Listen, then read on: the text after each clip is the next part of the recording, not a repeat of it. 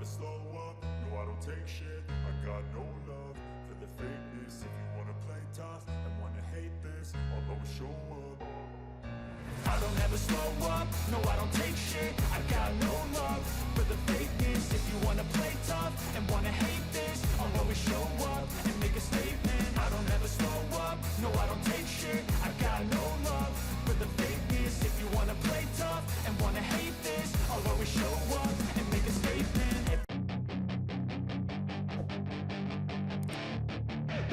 CEO Ducati Motor Holding, Claudio Domenicali, mengaku maklum banyak fans MotoGP di Italia memiliki reaksi beragam soal keputusan Ducati Lenovo Team menggaet Marc Marquez pada 2025. Domenicali pun sadar betul bahwa Marquez dan fans Italia memiliki sejarah tak mengenakan akibat peristiwa masa lalu. Seperti yang diketahui, Marquez tadinya berteman dengan legenda MotoGP asal Italia, Valentino Rossi. Namun, jelang akhir musim 2015, Rossi menuduh Marquez menjegalnya demi membantu Jorge Lorenzo jadi juara dunia. Sejak itu, persahabatan mereka berakhir, dan Marquez kerap mendapatkan ujaran kebencian dari publik Italia.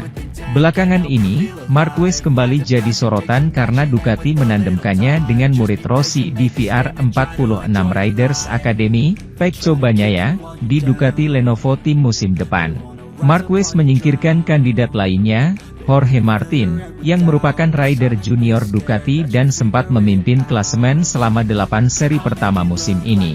Ducati Lenovo Team sendiri merupakan tim MotoGP kebanggaan Italia, sehingga keputusan mereka menggaet Marquez sangat dipertanyakan. Di Sachsenring, Jerman, Sabtu, 6 Juli 2024, Domenicali pun mengaku sangat menyadari adanya pro dan kontra atas keputusan Ducati menggaet Marquez.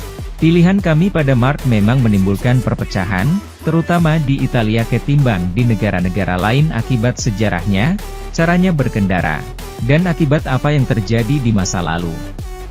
Yang saya lihat, tak seorang pun mempertanyakan talentanya, tetapi beberapa orang punya opini yang sangat spesifik soal sejarahnya, ujarnya.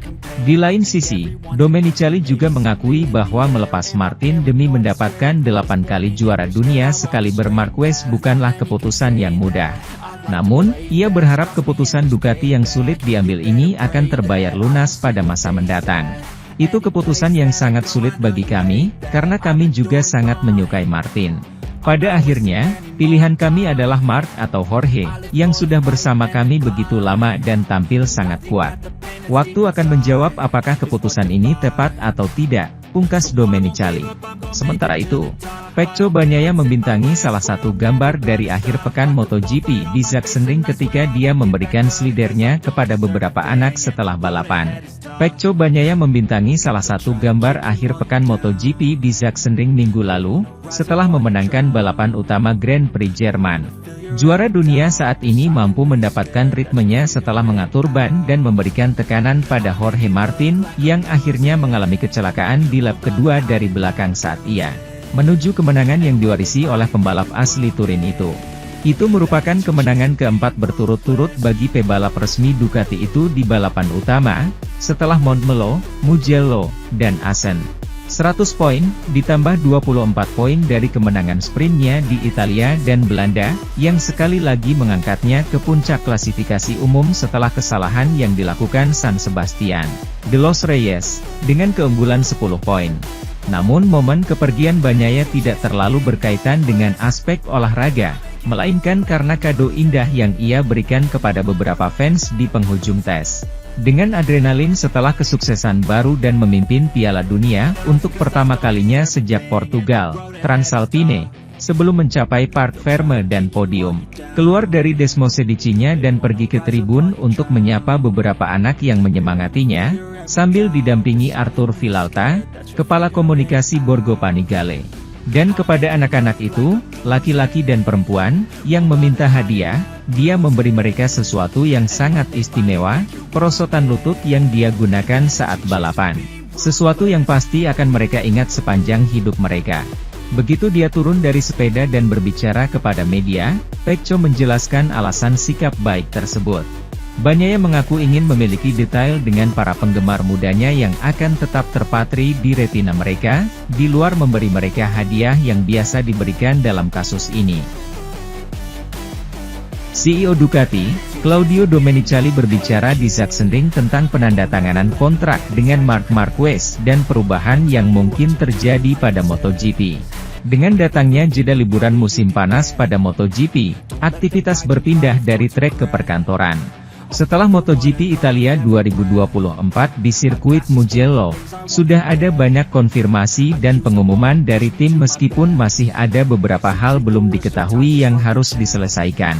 Salah satu perubahan yang paling mencolok adalah penandatanganan kontrak Jorge Martin untuk Aprilia meskipun perjanjiannya dengan Lenovo Ducati dianggap remeh.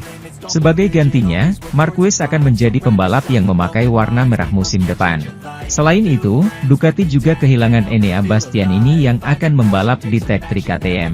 Namun tidak hanya kehilangan pembalapnya, Pramac tidak lagi menjadi tim satelit tim Borgo Panigale dan kini akan bekerja sama dengan Yamaha.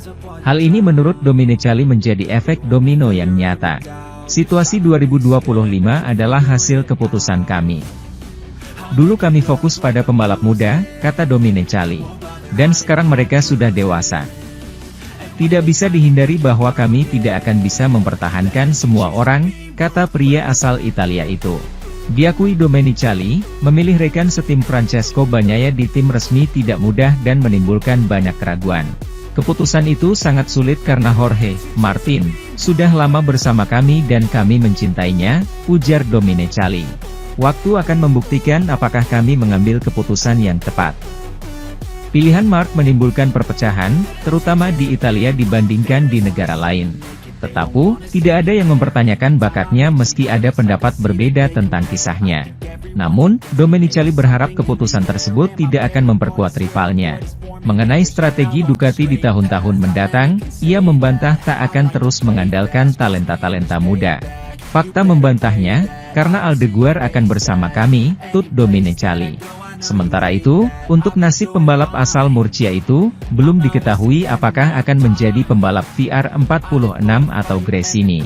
Hal itu juga bergantung pada masa depan Fabio Di Giannantonio dan bagaimana bagian-bagian tersebut bergerak di dalam Dewan Ducati. Sementara itu, pembalap Repsol Honda Luca Marini berbicara tentang opsi pembalap untuk menjadi rekan setimnya pada tahun 2025. Saat dikontrak Honda HRC, Luca Marini melakukannya selama 2 tahun berturut-turut, sehingga tahun ini ia tidak masuk dalam gejolak bursa transfer 2025. Rider asal Italia itu bisa tenang karena masih berada di MotoGP 1 tahun lagi, meski di samping merek Jepang, yang sejauh ini tidak memberinya waktu yang baik. Namun, mendapat jaminan tempat di MotoGP cukup melegakan. Oleh karena itu, Luca lupa mendengarkan rumor, menghindari pers, atau terus-menerus menyangkal fakta dalam pernyataannya. Yang tidak bisa dihindari Marini adalah menjawab pers siapa saja pembalap yang dipilih menjadi rekan satu timnya di Honda HRC musim depan. Sudah ada rumor bahwa Joan Mir akan menemaninya selama 1 tahun lagi di dalam kotak, tetapi pebalap WRC, Toprak Razgatlioglu, terdengar sangat kuat untuk kotak itu, yang meyakinkan manajernya bahwa dia sangat ingin pergi ke MotoGP, meskipun di dalam kotak.